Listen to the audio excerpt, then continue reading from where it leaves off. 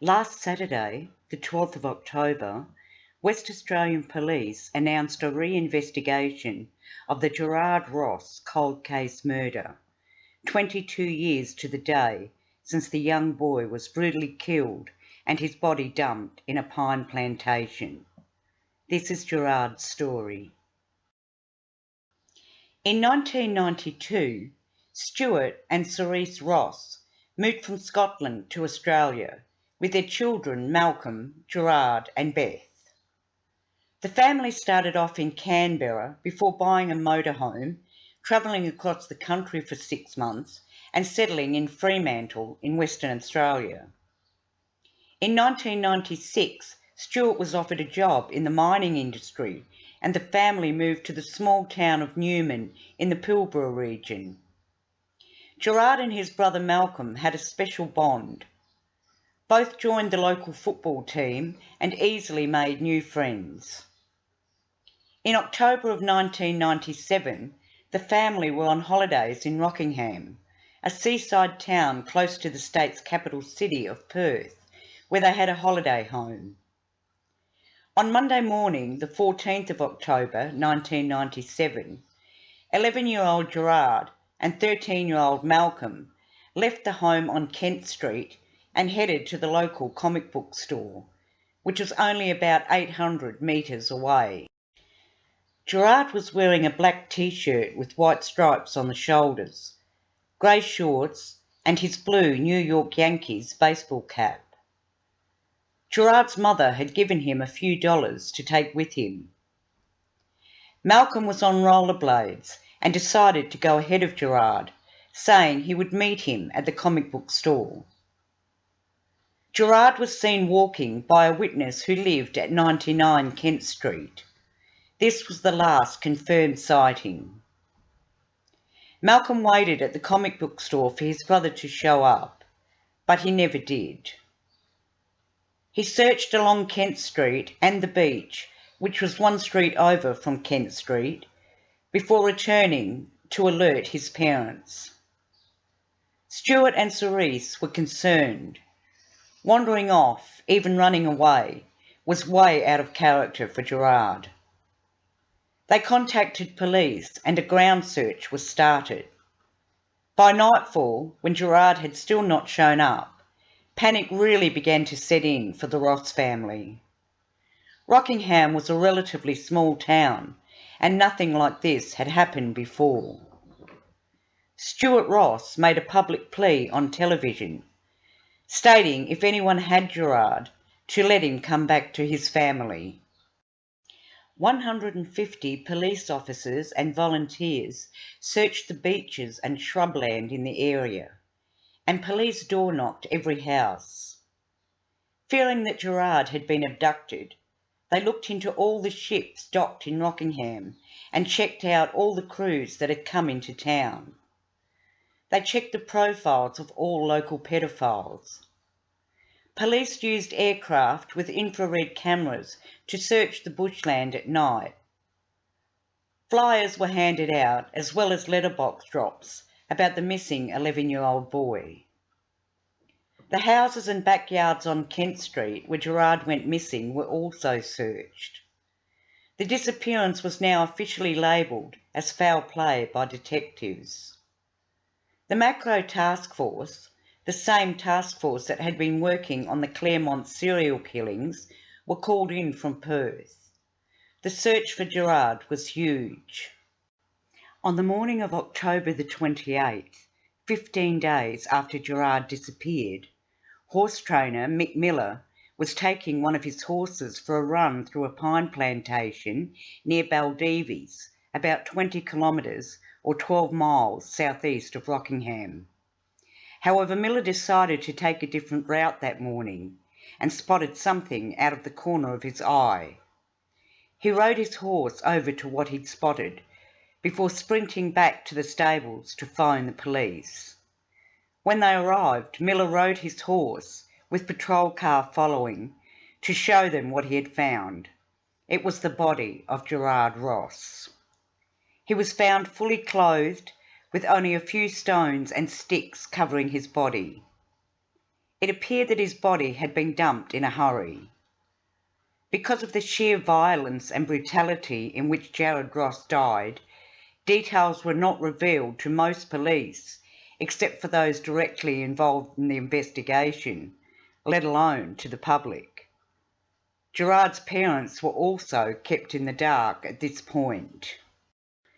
There were no signs of indecent assault on Gerard's body. An early media report stated that Gerard had been strangled and a ligature was found around his neck. However, this was never verified. Gerard was found with the money in his pocket that his mother had given him on the day he went missing.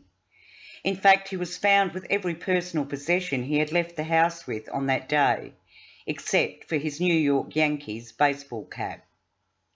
The baseball cap still remains a key line of inquiry in the investigation.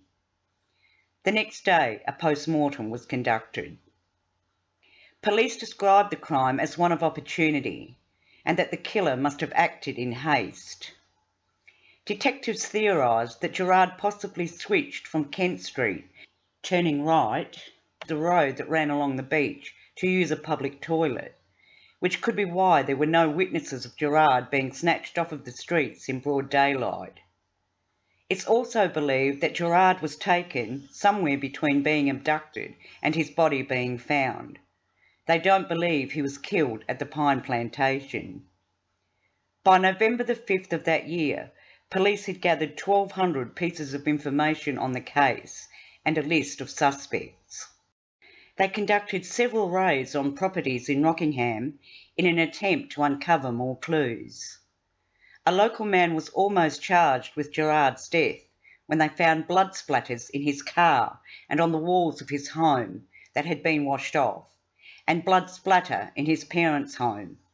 But unfortunately at that time, DNA was not able to be extracted from the blood, and the man was let go. The brutal murder of an 11-year-old boy sent shockwaves through all of Rockingham's residents. There were mixed emotions of fear and sadness, and people just wanted the case to be solved. On the 7th of November, the Rockingham community held a memorial for Gerard, and the Ross family thanked police, SES volunteers, and the community as a whole for their love and support. The family returned to their home in Newman, where Gerard was buried. The following year, 1998, a witness came forward with a new piece of information. The woman said she saw two men struggling with a young boy on the day Gerard had disappeared, but she had not felt comfortable enough to intervene. She described the two men as aged in about their 30s, driving a faded maroon or brown station wagon. It was also revealed around this time that dog hairs were found on Gerard's body. The family did not have a dog, so it was possible the dog hairs were linked to Gerard's killer or killers. The hairs were sent for forensic testing, but nothing further was revealed to the media.